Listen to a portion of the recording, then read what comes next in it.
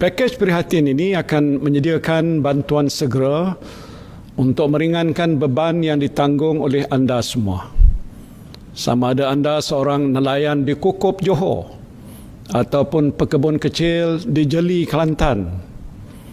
Anda pengusaha chalet di Cerating ataupun penarik beca di Melaka, niaga pasar malam di Kuala Lumpur ataupun pasar tamu di Kundasang. Anda semua akan menikmati faedah ataupun manfaat daripada pakej rangsangan ekonomi yang peduli rakyat ini. Dan bagi meningkatkan lagi keupayaan kementerian, kerajaan akan menyalurkan peruntukan tambahan sebanyak RM1 bilion bagi pembelian peralatan dan perkhidmatan untuk memerangi COVID-19, termasuklah mendapatkan khidmat kepakaran perubatan daripada perkhidmatan kesihatan swasta.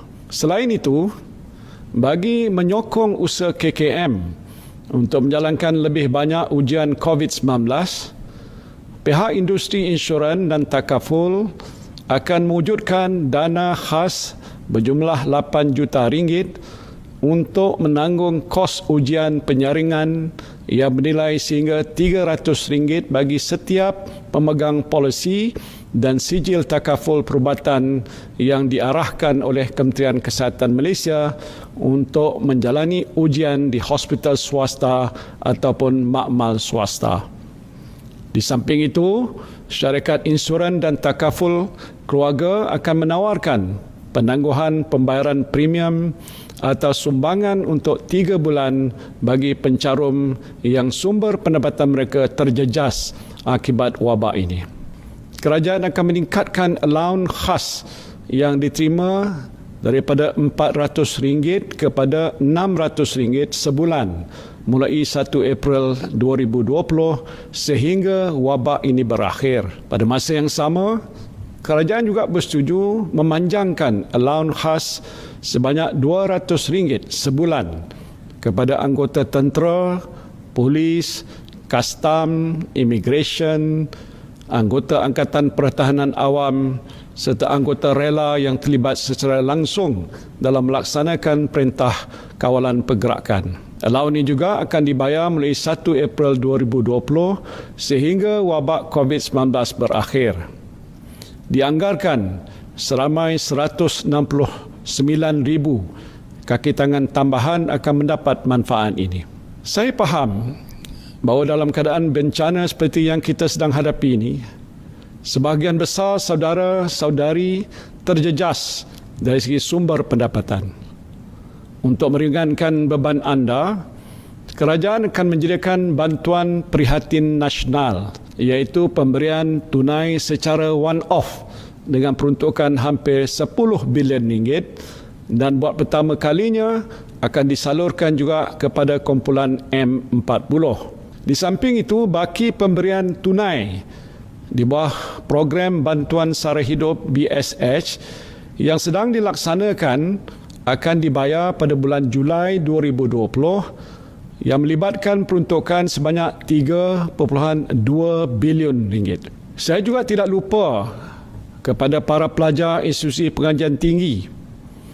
Anda juga akan menerima bantuan secara one-off sebanyak RM200 seorang yang akan dibayar pada bulan Mei 2020. Begitu juga dengan golongan mudah terjejas seperti warga emas dan kanak-kanak di rumah perlindungan, orang kelainan upaya ataupun OKU, golongan gelandangan dan orang asal. Kerajaan akan bekerjasama dengan NGO dan usahawan sosial yang berkaitan untuk menyalurkan bantuan makanan, barangan penjagaan kesihatan dan tempat perlindungan untuk mereka dengan peruntukan sebanyak RM25 juta.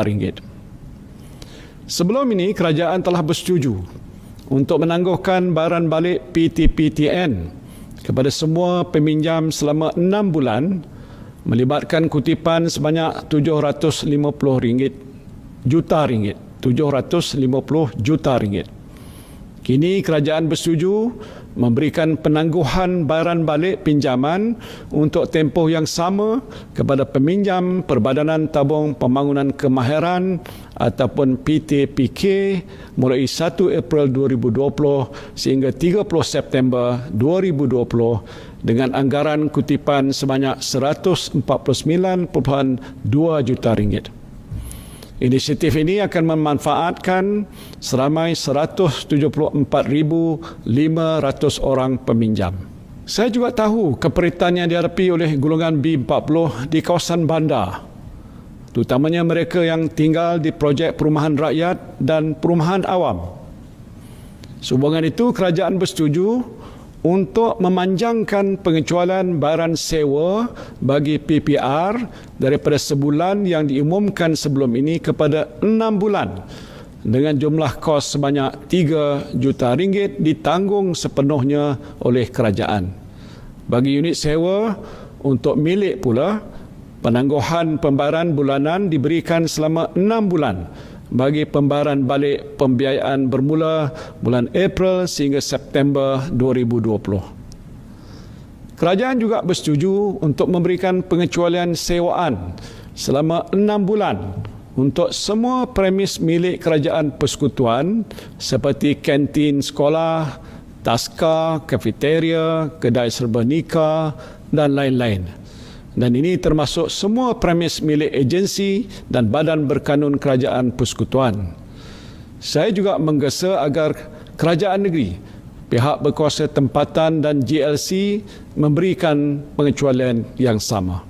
Kerajaan bersama Tenaga Nasional Berhad akan menambah peruntukan sebanyak RM530 juta lagi untuk memberikan diskaun berperingkat antara 15% sehingga 50% mengikut penggunaan kadar elektrik dengan had maksimum 600 kW sebulan.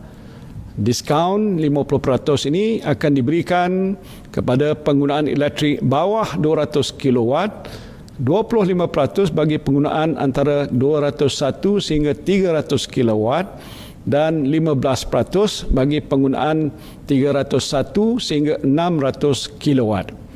Diskaun ini akan berkuat kuasa bagi tempoh 6 bulan mulai bulan April 2020. Sementara itu, diskaun sebanyak 2% seperti dimaklumkan sebelum ini akan terus dinikmati oleh semua pengguna isi rumah. Internet percuma pada semua pelanggan dengan nilai RM600 juta bermula 1 April 2020 sehingga tempoh pelaksanaan Perintah Kawalan Keselamatan ini tamat. Kerajaan juga tidak lupa untuk menjaga kebajikan semua penjawat awam yang terus setia menjalankan amanah kepada negara. Bagi menghargai sumbangan mereka, kerajaan akan memberikan bantuan tunai sebanyak RM500 secara one-off kepada lebih 1.5 juta penjawat awam grade 56 dan ke bawah, termasuk mereka yang bekerja secara kontrak. Bayaran akan dibuat pada bulan April 2020.